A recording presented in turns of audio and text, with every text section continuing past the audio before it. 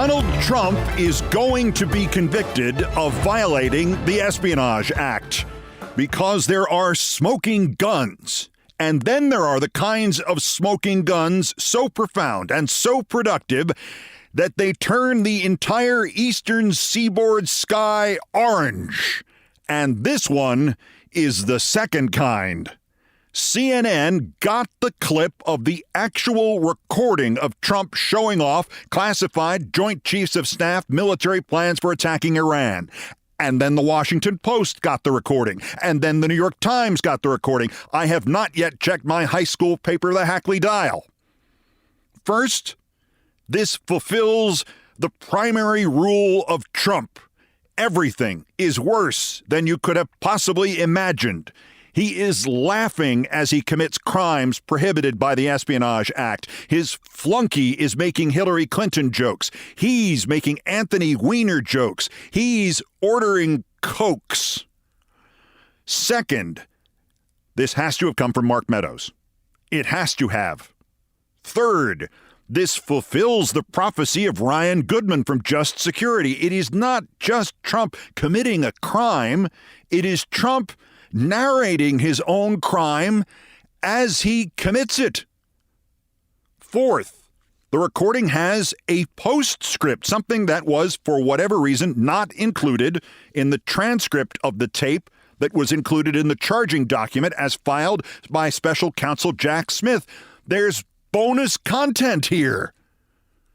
Just before the recording begins, the name of the chairman of the Joint Chiefs, Mark Milley, has been invoked. Donald Trump convicting himself of violating 18 U.S. Code 793, transmitting defense information, a fine or up to 10 years in prison. We join Donald Trump already in progress. These are bad, sick people.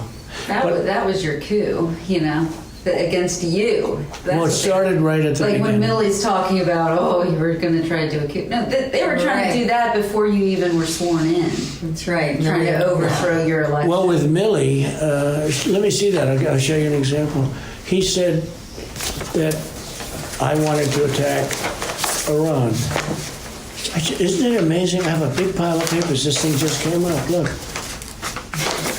This was him. They presented me this. This is off the record, but they presented me this. This was him.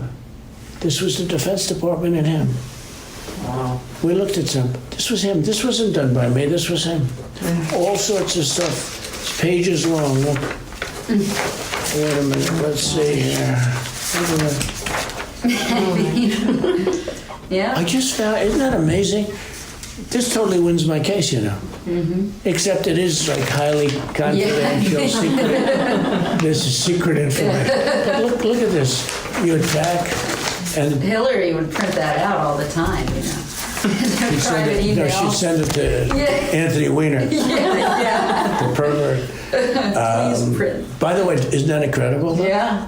I was just saying, because we were talking about it, and he said he wanted to attack Iran and what. These are the papers. It's pretty This was done by the military, given to me. I think we can probably, right? I don't know. We'll have to see. Yeah, we'll have to try to Declassify. figure out See, as president, I could have declassified it. Now I can't, but this is classified. now we have a problem. Isn't that interesting? Yeah. It's so cool. I mean, it's so, here and I have, and you probably almost didn't believe me, but now you believe me. No, I believe It's incredible, right? No, hey, bring some Cokes in, please. That, as CNN and later the Post and the Times aired and posted it last night. From the meeting Trump held with two writers working on, ghostwriting, Mark Meadows' autobiography, recorded at Trump's club at Bedminster, New Jersey in July 2021. The most fawning references and the loudest sycophantic laughter appears to be from the Trump aide Margot Martin. And the new part? At the end, Trump continues to marvel that Milley's name has been invoked, and when out of his big pile of papers, Milley's secret plan to attack Iran, quote, just came up. The new quote we had not heard or read before, it's so cool. I mean, it's so, look, her and I, and you probably almost didn't believe me, but now you believe me. Trump has violated national security to boast how cool it is that he has this document. It's like me and a baseball card, except there are very few goddamn classified baseball cards. And the recording not only disproves, but defies his latest lie about this meeting, that he might have been talking about Iran and General Milley, but there were no classified or defense documents being shown to unauthorized people, just, quote, newspaper stories, magazine stories, and articles. On tape, Trump is heard saying, "See, as president, I could have declassified it." On tape, Trump is heard saying, "These are the papers." On tape, Trump is heard saying, "This was done by the military and given to me." On tape, Trump is heard saying, "Let me see that. I'll show you an example." On tape, Trump is heard saying, "It's pages long." You hear him flipping through the pages, showing it off. "Let's see here." On tape, Trump is heard saying, "Except it's highly confidential secret information." He not only breaks the law by showing 2 aides and 2 people working for Mark Meadows defense information, maybe classified defense information, but he repeatedly confirms he is holding the document as he does so. And he confirms who wrote it and why and how long it is. And he's showing it off, presumably with that same idiotic smirk on his face that he'd show when he signed some nefarious act in the Oval Office, and he would hold it up for cameras so you could see his gigantic madman's electrocardiogram signature. It could be worse for him in one way only. If there was video. That assumes there isn't video. 10 days ago, Ryan Goodman from Just Security went on the Bill Kristol podcast. I quoted him here, and he asked rhetorically what would happen if the recording itself of the conversation about the Milley-Iran document were to turn up. It would be something visceral, something undeniable. Trump, in essence, doing play-by-play of his own crimes as he committed them. What would happen, Goodman wondered, to the dynamic of this case, to the public's understanding of it, to even the unblinking belief by some in Trump's cult that he's not lying, if a major news organization were to get a copy of the recording and put it on television or on YouTube? As I phrased it on the 19th, not a transcript, but Trump's actual crime in Trump's actual voice as Trump actually commits it. Playing on CNN.com, NewYorkTimes.com, WashingtonPost.com. Let me go check the HackleyDial.com. Now available without a subpoena or a search warrant or a prescription. And I am not kidding myself, and you should not kid yourself. It will not sway a majority of his cultists. These are the 21st century versions of the people who literally drank the Kool-Aid at Jonestown. They will not be converted to reality. But it will sway some of them. Hell, I expect Donald Trump to die of old age in prison, and even I think he's guiltier than I thought he was before I heard that recording. That recording does raise a procedural question, again brought up by the estimable Mr. Goodman. Why has Trump not yet been charged with a crime in New Jersey, where that recording was made and those events took place?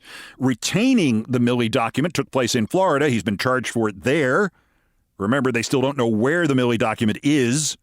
But if Trump could somehow convince a jury that he had declassified it, even though he clearly implies on tape that he had not declassified it and wistfully regrets that he had not declassified it, if he does that or he just fuzzes the issue up sufficiently, the fallback would be to charge him under the transmitting clause of the Espionage Act. That only has to be defense information. It does not have to be classified.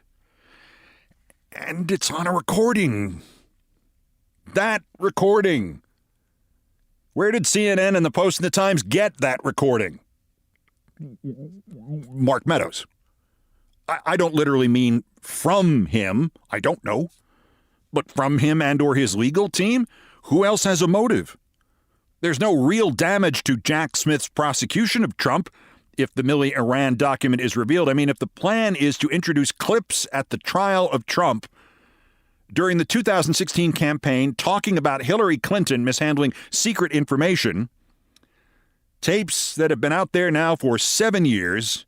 Having this tape out there is not going to spoil the jury pool. But I do think the special counsel's office releasing it themselves would presumably violate at least some of the 75,000 pages of Department of Justice Boy Scout rules. I mean, in Jack Smith, after all, we have a special counsel who, until he confirmed the indictments, none of us knew what his voice sounded like.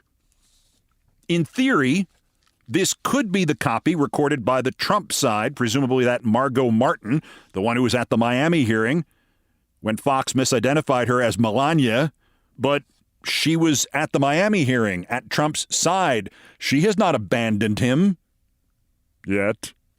Unless she's wearing a wire. You think the two unidentified writers working for Meadows released this tape? It's always seemed unlikely to me that they were involved with the tape, getting first to Jack Smith and now to Anderson Cooper, largely because if Meadows was paying them to interview Trump for his, quote, autobiography, the recording legally belongs to Meadows, not them.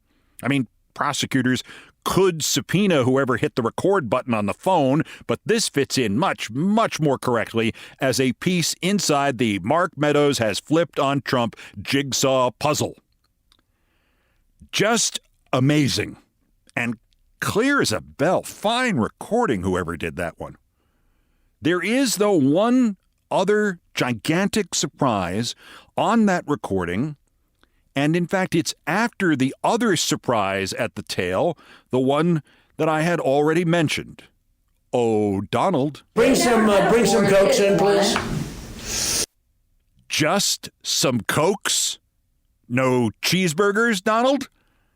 And 44 large fries? McNuggets? 2 40-piece sets? 2 dozen shakes? A lot of ketchup on the side? Oh, and get a Grimace's birthday meal. No.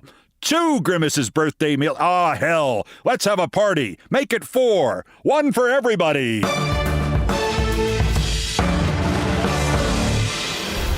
Also, last night, Jack Smith's investigation of the fake electors scam moved forward a little bit further. The Washington Post reports that the special counsel is trying to ascertain if that same crowd of cheesy lawyers I mentioned yesterday, Kenneth Cheesebro, Jeffrey Clark, John Eastman, Jenna Ellis, Rudy Giuliani, and Kurt Olson, were following specific instructions from Trump or from others about the fake slates of electors, and if so, what those instructions were. But the Post also reported a new missive from Trump's all-purpose schlub Jason Miller, written to an executive at an ad agency producing campaign ads for Trump, and this goes to fraud charges, probably wire fraud, against Trump for raising money from the public to roll back a stolen election that Trump definitively knew had not been stolen. Quoting the Miller message, "The campaign's own legal team and data experts cannot verify the bullshit being beamed down from the mothership," unquote, wrote Miller. Miller goes on to tell the ad exec that was why Giuliani and the lawyers were, quote, 0 and 32. And tying into both of those sets of possible future indictments, fake electors and financial fraud, and mixing in yet a third possible set for a total of 4, the Post also reports that Smith's investigators will tomorrow interview the Georgia Secretary of State Brad Raffensperger, who was on the end of the "I just want to find 11,780 votes" phone call, which could be its own electoral interference crime federally and not just in Georgia, and which, bringing us back full circle, is on tape. There is also a new development in a fourth prong of the Smith investigation. NBC reported that approximately half a dozen Secret Service agents have testified to the Smith grand jury about Trump on January 6th. And nobody knows which ones they are or what they saw or how close they were, but they are not testifying about classified documents or fake electors or wire fraud. They are talking about Trump and the violent coup attempt on January 6th. And then there's a little chaser here for America's bum, Rudy Giuliani. His old pal Lev Parnas tweeted out of the blue yesterday, quoting, "Sources are telling me that Rudy Giuliani is having a meltdown and drinking heavily." Okay, your point, sir? I mean, that sounds like any Giuliani day since roughly 1985. Quoting Parnas again, after being sanctioned, he fears that he is about to get indicted and doesn't know who to turn to for help. It's time to pay the piper, Rudy. Hashtag Lev remembers. Hey, bring some Cokes in, please. And a tanker truck full of vodka for Rudy. And just to wrap this up, a reminder of the story behind all of these other stories, fascinating as they are. Ultimately, they are not the point. When I hear Trump's defenders and apologists say that the rest of us will do anything to keep him from being president, my instinctive reaction is always the same. And a reminder of just what subhuman scum Trump and the slime he brought into the White House, our White House, really are. Miles Taylor, once the anonymous staffer, has been letting loose nuggets from his upcoming book, Blowback. This appeared last night in Rolling Stone. Taylor quotes a conversation between the disgusting Nosferatu of the Trump cult, Stephen Miller, and the then commandant of the U.S. Coast Guard, Admiral Paul Zekunft, who is now retired. Miller: Admiral, the military has aerial drones, correct? Admiral Zekunft: yes. Miller: and some of those drones are equipped with missiles, correct? Zekunft: sure. Miller: and when a boat full of migrants is in international waters, they aren't protected by the U.S. Constitution, right? Zekunft: technically no, but I'm not sure what you're getting at. Miller: tell me why, then, can't we use a Predator drone to obliterate that boat? Zekunft: because, Stephen, it would be against international law. Miller: the United States launches airstrikes on terrorists in disputed areas all the time. Unquote. Miller and the Admiral deny that was their conversation. Taylor adds that Miller, quote, wasn't interested in the moral conflict of drone bombing migrants. He wanted to know whether anyone could stop America from doing it, unquote. I am, for some reason, unconvinced by Stephen Miller's denial.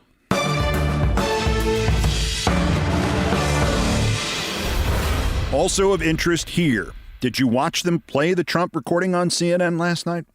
Or did you watch anything on MSNBC, NBC, CBS, ABC News? If so, you watched the work and the innovation of a man named David Borman, also twice my boss, and once in the middle of a couple of my lawsuits involving a total of roughly more or less $100 million. David Borman died Sunday. I want to talk about him. He was a very special man. That's next. This is Countdown. This is Countdown with Keith Olbermann.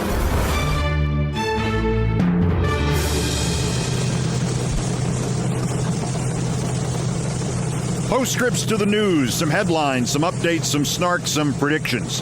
Dateline, Palo Alto, California.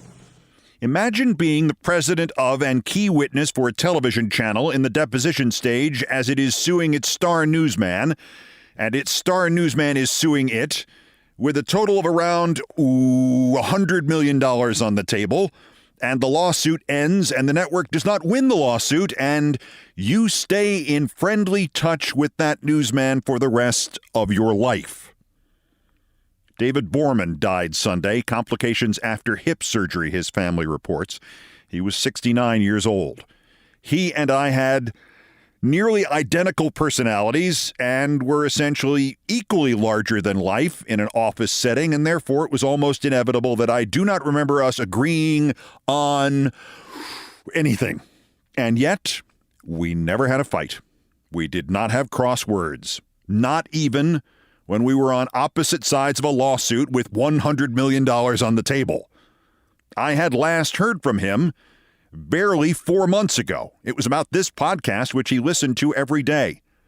It was always friendly on my end, It was always friendly and supportive on his end, and frankly, when it came time for him to be deposed in my lawsuit against Current TV, and it's against mine, a decade ago, that friendliness probably guaranteed that Current was not going to win the lawsuits.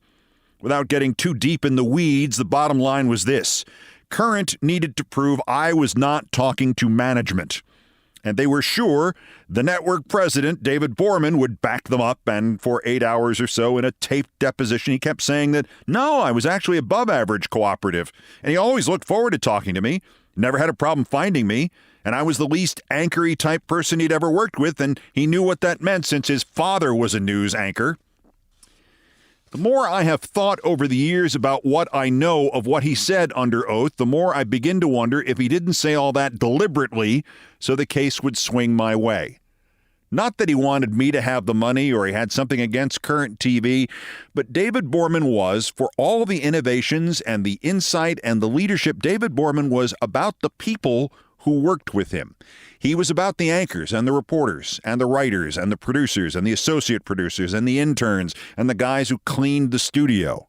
Ultimately, they were what mattered to him. He showed that affection for them in many different and sometimes indecipherable ways. But his business was about people. Borman, and that's what everybody called him, Borman had 50 ideas a day.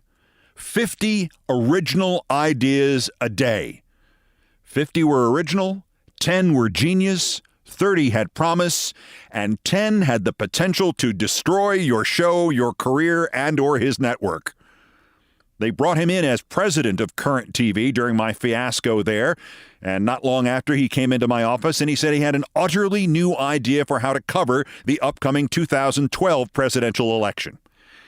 Now, mind you, an utterly new idea for how to cover a presidential election? Basically, everything you see on television on election night to this day is something David Borman thought up or improved. Big screens, touch screens, disappearing screens, anchors standing, reporters appearing via hologram, the data boards, the graphics that move in, the graphics that move out, everything. To say nothing of the content. And now he had an utterly new idea? We were Current TV. We were no longer paying our bills. Okay, they won't let me spend any money. I mean, maybe I can get you a sidekick on debate night and election night, but that's it. So here's my idea. Let's carry the debates live anyway. I just looked at him thinking that this was the day he finally went round the bend, and I started to smile. I'm serious. We put you and whoever the hell else works here in a room on couches, and you're all watching a big monitor, and we have like 4 cameras positioned behind the monitor at different depths. So we only see the back of the monitor, or maybe we see blurry reflections of what's on the monitor in other glass behind you or something like that. But the cameras are all trained on you guys. Our coverage of the debates is you, Olbermann, watching the debate. We never show the debate. We never use clean sound from their debate. It's just a TV that's on in the studio that happens to be tuned to the debate. Ambient sound. You hear what's going on, and you describe it to our audience, and you react to it. I just stared at him, and then I said, "We'll get sued." And he stroked his beard. I don't think so.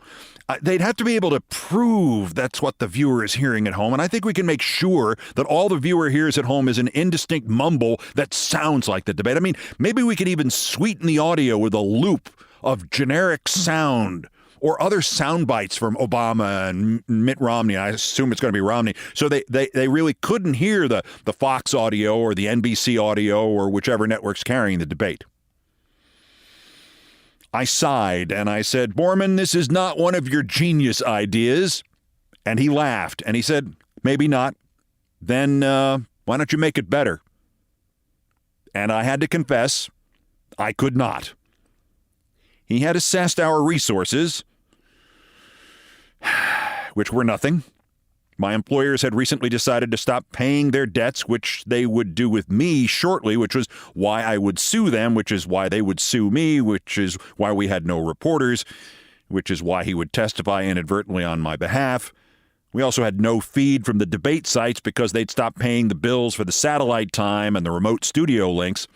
we might be able to get a guest or two to come in and be on our debate night coverage for free, chosen from among his friends or my friends, but they would have to pay their own way in a cab or subway because Current had stopped paying the car service fees, and we were now on our 8th or 9th car service company in as many weeks, and this one was a guy with a beat-up Cadillac who liked to smoke as he drove you around. And all that went through my head, and finally I said, Borman, I take it back. This is one of your genius ideas. We have no chance at doing anything as good as this. I mean, it could be the Mystery Science Theater 3000 of debate coverage. And I still think we shouldn't do it. And now he stared at me and shook his head. And why is that? And I said, well, the very reasons you had to figure out how we could do live TV news from a presidential debate when it's just me and some guys watching another network carrying the debate with the sound up but not up full. I said, those are the reasons that this network is not going to still be on the air by election night. I mean, we might get away with doing this. People might even find it's better than watching the actual debate. Depends on whether or not I'm funny that night. But, you know, you and I are going to have to work in this business again soon somewhere else. And no matter how clever this is, we are still pirating the debates feed. We're pirating it from NBC, ABC, CBS, Fox. They will remember that. And you know what? If it works and the viewers do like it, the other networks will remember it even more. Borman paused and swore. If you are worried about what this will do to your reputation or my reputation, I need to rethink it. You're probably right.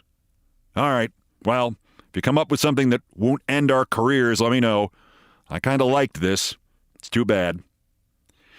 He rose, and he rose like a very large bird might rise. A lot of noise, a lot of wingspan, often blotting out the sun. And he left my office. I don't think I saw him again. Take a moment and picture David Borman for me.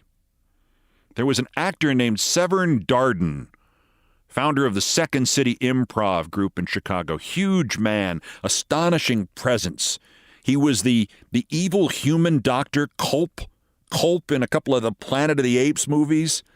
He was in a Walter Matthau picture called Hopscotch, and he was in the Rodney Dangerfield movie Back to School, and he was in 1,000 other films, always very briefly and brilliantly. Could have been Borman's brother. Huge, ate up the whole screen, same as Borman. And then there was Borman's real-life father. You ever seen the Jane Fonda nuclear accident movie, The China Syndrome with Michael Douglas? David Borman's father, Stan, was the news anchor in that film, and he's in it a lot, and primarily because Stan Borman was a news anchor in L.A. radio and TV, and in Philly, and in San Francisco. He and his son did not look exactly alike, but they had that same aura. Obviously, that's how David Borman got into news. I mean, he had a degree in French, but his father was in the industry, and he had this unique ability from the beginning to look at the news and say, this looks boring, let's fix that. 1988, he was tired of anchors reading details off index cards on election night, handed them to guys who were sitting at their feet out of camera range. So instead, everything that might come up, he thought of beforehand, every possible factoid, and he put each one of them onto a full-screen graphic. For ABC that year, he had 10,000 full-screen graphics ready for election night and could call them up on a computer at a moment's notice. 2004, he's running the conventions for CNN. He eliminated the anchor booth. They'd been having anchor booths since radio in the 1930s began to cover the conventions. He had the anchors for CNN join the reporters for CNN on the convention floor. No anchor booth. Less boring, he said. Election night 2004, he got rid of the studio altogether. By 2008, he was tired of all those graphics he had created in the computers. So instead of having all the graphics on just one screen that would then change from graphic to graphic, he built a new set with like a dozen screens standing up all through the set. He had the anchors change screens and walk around rather than the screens changing graphics and all those big screens that you associate with Wolf Blitzer or John King or that Kornacki guy or whoever. That's Borman. All Borman. By the time I got to MSNBC in 1997, he had already left. His first show there was called The Site.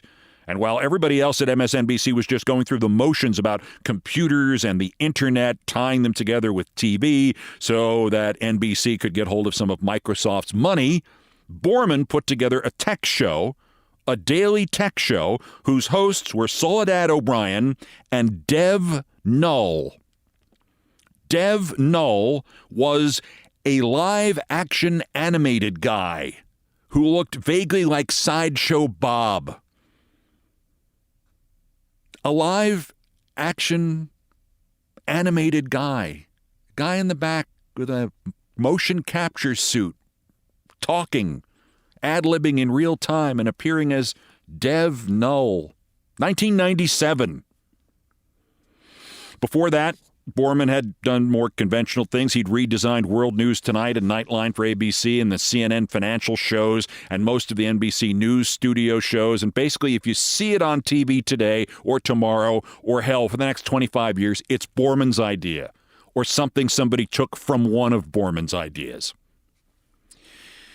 I don't want to leave the wrong impression here, because it would be one thing, of course, if he was just this fire hose of innovation production ideas, but Borman was not just a pictures guy. He was a pictures guy because, as he often said, you need to make a good television show first so people will watch it, so you can tell them what happened, which is called journalism, and you can make it a good television show and never tamper for 1 second with the journalism. Borman also ran the news. I met him first when I went back to CNN after 9/11, the New York coverage of which he line produced. I was a utility anchorman for CNN at that time. I filled in for everybody from the morning hosts to Greta Van Susteren to Jeff Greenfield.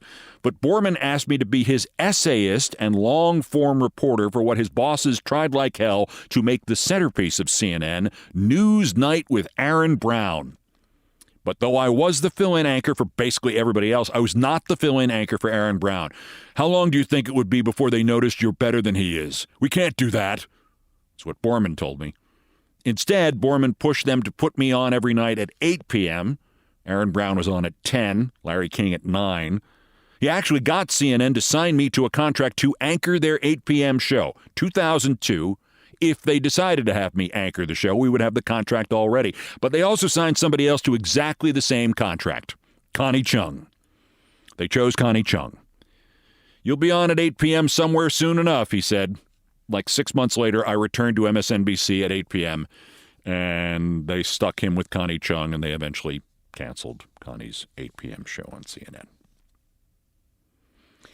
If my recollections here on the passing of David Borman are a little all over the place, I guess it is a combination of two things. First, shock. I knew him 20 years, and I never knew him in good health, but he still seemed eternal. I mean, 3 years ago, with the election coming up, CBS News looked at itself in the mirror and said, crap, we don't have anybody who can do this. Do you think Borman could come in for 6 months and produce the elections? And he did. 4 years earlier, he'd done the same thing at MSNBC, and the next year he was so close to being brought back to knock that whole network and NBC News into shape that he not only went looking for an apartment here in New York, he looked in my damned building.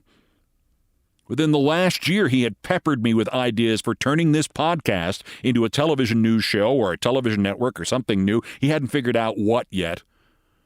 I had no doubt that either I'd be hearing from him about what, or I'd be reading of somebody convincing him to try to staunch the viewer hemorrhage in cable news or broadcast news. I thought he was eternal. Frankly, I thought at some point somebody at CNN would go, what do we do now after we've screwed this all up? Borman. Too late. The other part of this scattershot version of the life and death of David Borman is, if there was anybody in the last 40 years of television history who had more different things on his resume than I do, it was him. CBS in L.A., ABC News, NBC News, MSNBC, his own company, CNN Financial News, then CNN New York, then running CNN Washington, then running CNN Elections, then the CNN Chief Innovation Officer, then the presidency of Current TV, then his own company again, then the MSNBC and CNN renewal gigs, and the CBS redux.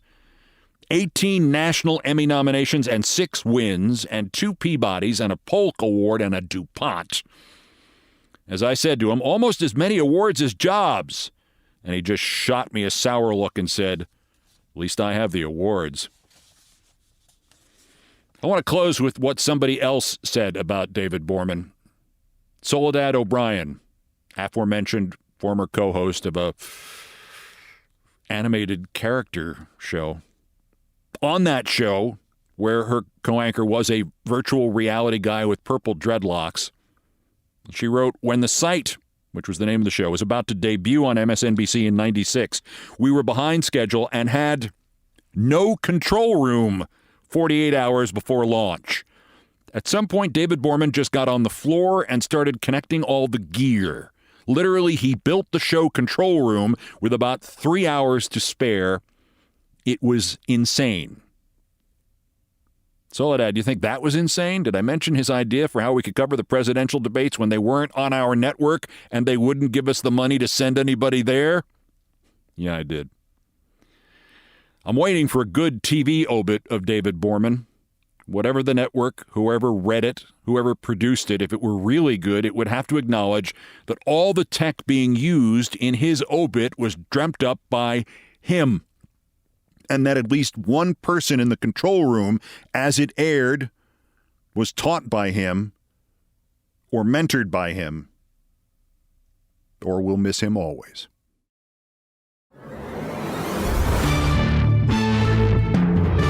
Finally, to the number one story on the countdown and things I promised not to tell, and I was just putting the finishing touches on what I wanted to say about the late David Borman when bang, there it was, freaking Bill Maher in the news again, sitting there with JFK Jr., whining about vaccines, absolutely putting bullet holes in whatever was left of his own career by mistaking Kennedy's madness for courage.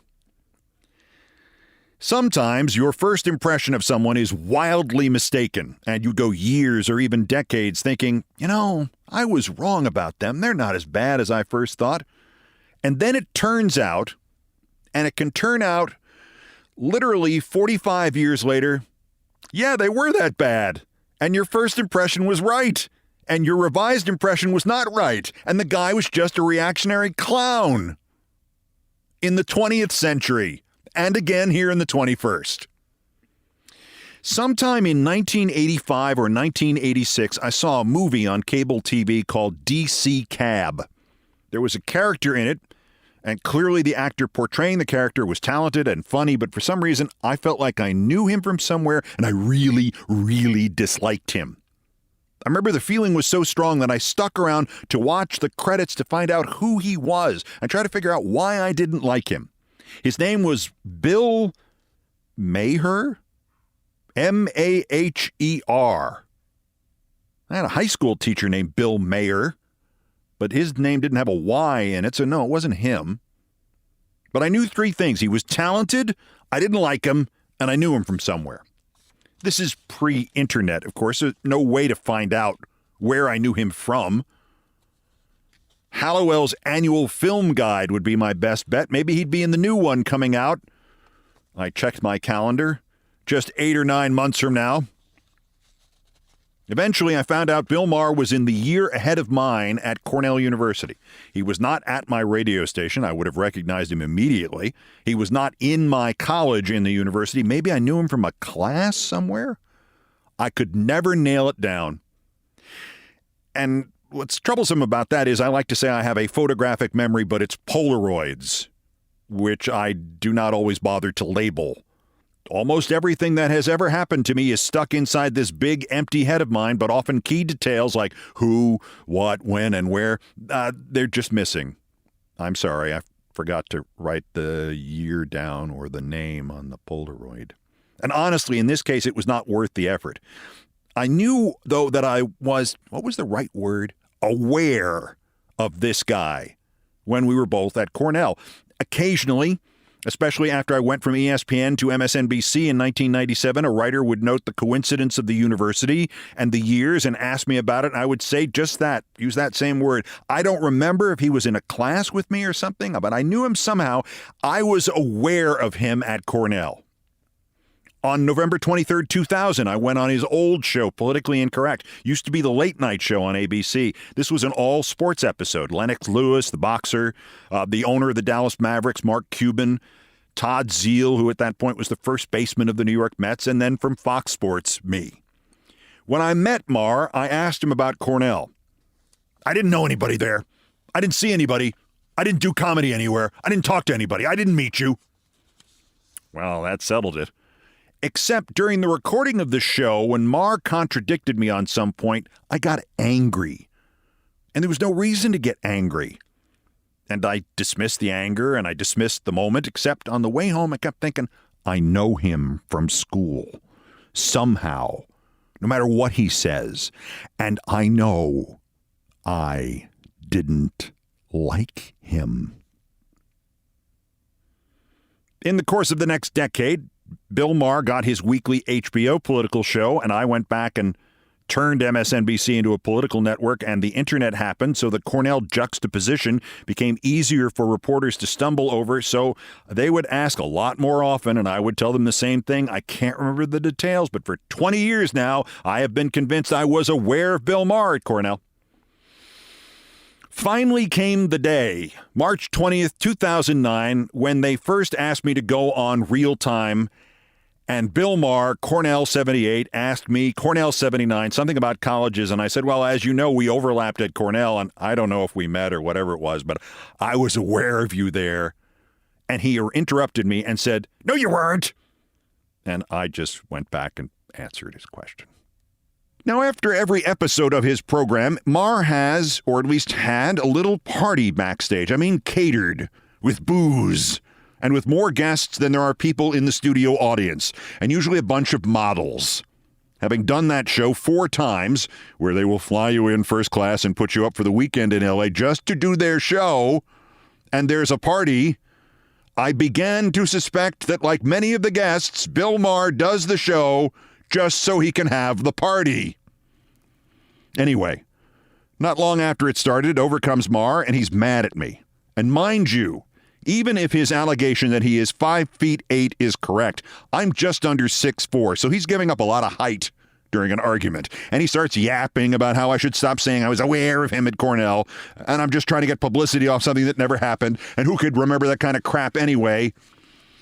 And he never talked to anybody in 4 years in college because, quote, except for the Ithaca High School students I sold drugs to, unquote. And I notice he's getting heated. And this is just triggering that core belief of mine that I was aware of him in college and I didn't like him. And now it becomes clear to me he didn't like me either. He's getting loud enough, and he's swinging his arms around now, and it looks kind of funny, but apparently it happens in the office sometimes. And this is when Scott Carter, who was the executive producer whom I definitely did know since like 1992 when he worked at Comedy Central with my friend Alan Havey, Scott Carter comes over to defuse the situation.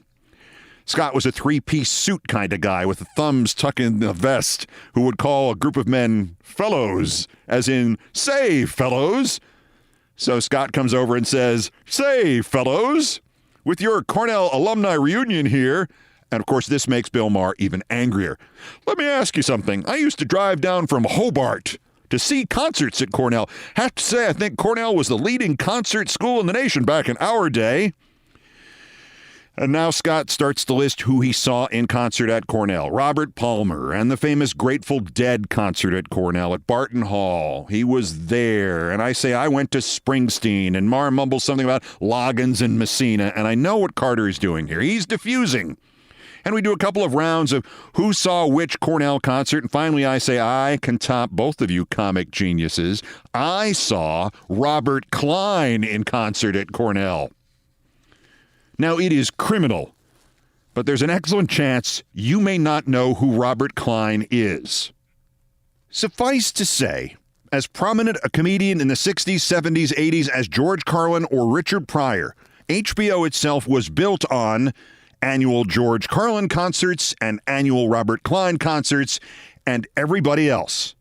And Robert Klein wasn't quite as deep or eternal as George Carlin, but he was really on the money during Watergate and during Reagan. So I say I saw Robert Klein in concert at Cornell, and Marr looks at me funny and not angrily and says quietly, I was at that too. I saw Robert Klein too. And I don't really register that Marr's mood has now utterly changed.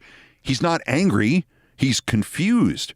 Well, I say, I can still top you because after that concert, I interviewed Robert Klein. Now Bill Marr starts to squint, and he looks at me, and he looks at Scott Carter, and he looks back at me, and he says, wait, I interviewed Klein after that concert, too. And I'm smiling through all this and smiling and smiling and smiling. And then suddenly, simultaneously, it hits Bill Marr and me at the same moment in the same fullness of detail. And I stop smiling and I shout at Bill Marr, you!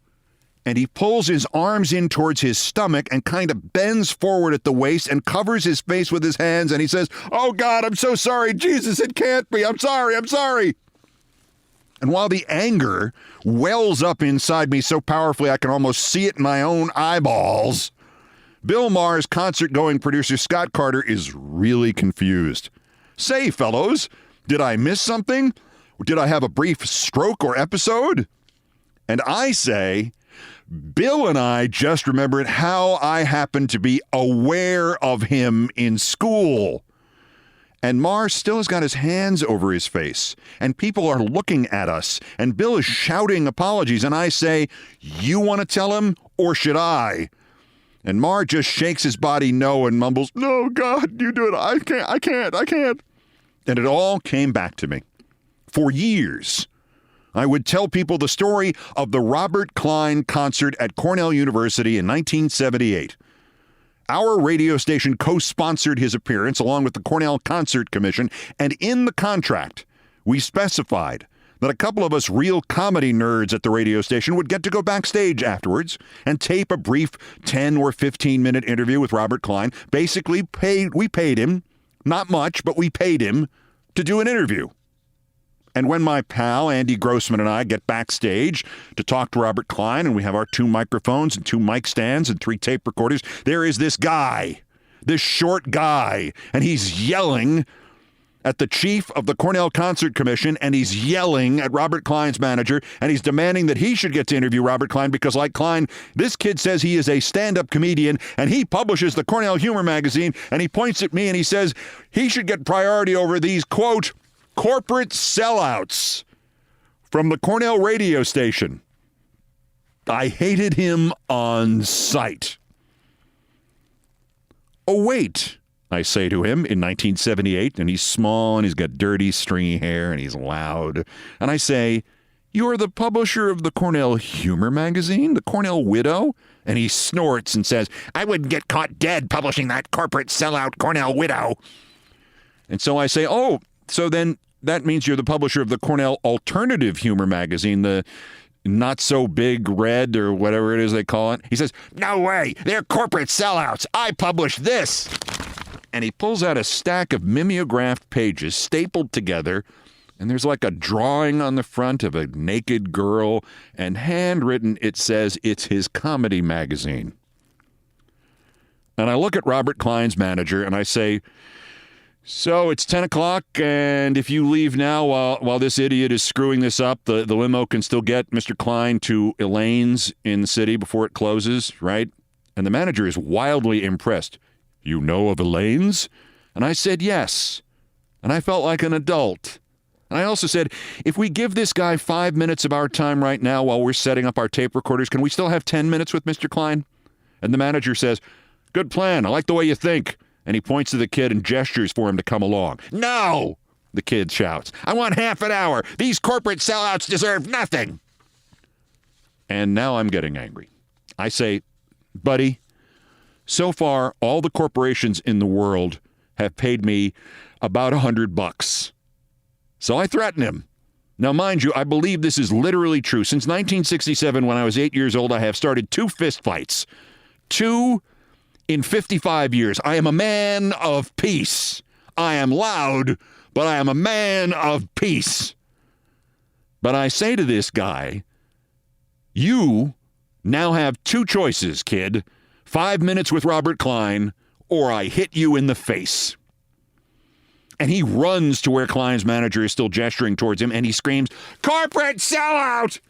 And he disappears to do his interview, and behind him he leaves his little homemade mimeograph 10 or 12-page humor publication, and I pick it up and I read it and register it and dismiss it before I leave the building. And if I had only remembered what it said on the cover, all the years of mystery and I was aware of him and all that would never have happened, because the cover of the magazine read, Bill Maher's Comedy Magazine by Bill Maher. And now, back in, well, technically this is correct, back in real time at the party in the Hollywood studio in 2009, the producer Scott Carter says nothing. And Bill Maher is still doubled over in shame. And I say, "Are you satisfied that I was aware of you?" And he mumbles, "Yes." And I say, "Will you ever question my memory again?" And he mumbles, "No." And he says, "If I need him to do my show or a charity benefit or something, just call." And he says he's ashamed, and he offers me his hand to shake, and we shake, and finally I say, and by the way, Bill Maher of Bill Maher's Comedy Magazine by Bill Maher, are you a corporate sellout? And he says, "Kinda." And that's how I was aware of Bill Maher in college.